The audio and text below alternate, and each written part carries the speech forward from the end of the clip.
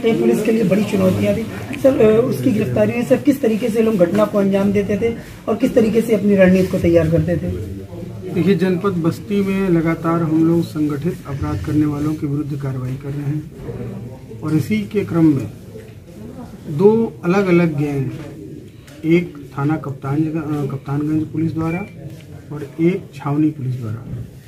SOG और स्वाट team के साथ कंबाइंड एक्शन करते हुए हम लोगों ने दो अलग अलग गैंगों को पकड़ा है, जिसमें कि हमारा छावनी में 6 लोग का एक गैंग है और कप्तानगंज थाने में 3 लोगों का एक गैंग, जिससे कुल मिला के हम लोगों को 1800 लीटर डीजल जो कि चोरी किया हुआ था वो बरामद किया गया है। इसके साथ जो गाड़ी का उपयोग किया जा रहा था वो बरामद हुआ है और इसके अलावा जो इक्विपमेंट्स जिससे वो निकालते थे तेल वो हम लोगों ने बरामद किया है।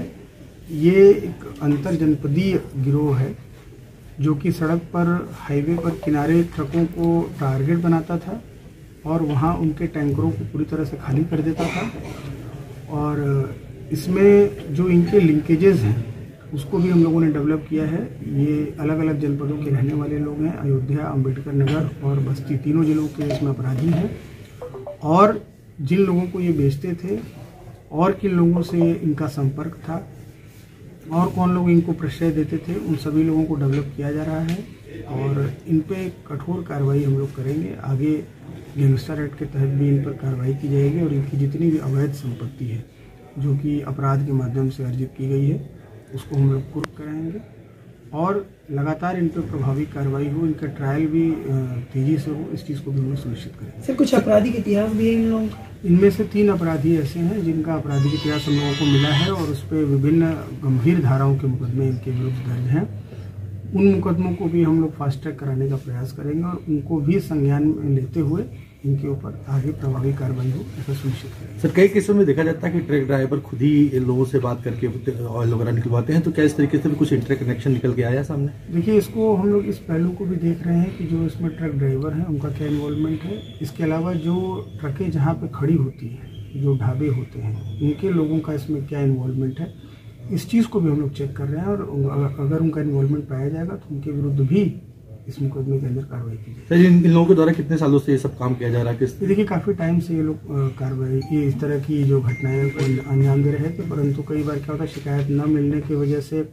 और कई बार कुछ चीज़ों को ओवरलुक करने की वजह से भी हम लोगों को ये हम लोग के पकड़ से दूर थे, परंतु अब इन लोगों को हम लोगों ने पकड़ा है और पूरे जो बचे हुए लोग हैं उनको भी हम लोग इसमें ट्रैक करके उनकी गिरफ्तारी करेंगे और पूरे गैंग का हम लोग भंडाफोड़ करेंगे। ऐसी घटना ना हो सर, उसके लिए क्या करेंगे? फिर से जी, ऐसी घटनाएं ना हो इसके लिए किस तरह से? देखिए, इसमें 2 तरीके होते हैं। एक प्रिवेंटिव तरीका होता है जिससे कि हम लोग पेट्रोलिंग और पुराने अपराधियों पर सतर्क दृष्टि रखने के माध्यम से करते हैं और दूसरा होता है कि जो हमारे इस तरह के अपराध करने वाले लोग हैं उनको हम लोग चिन्हित करें और उनके जो पूर्व में मुकदमे हैं उनको हम लोग फास्ट ट्रैक कराएं उनके ट्रायल को,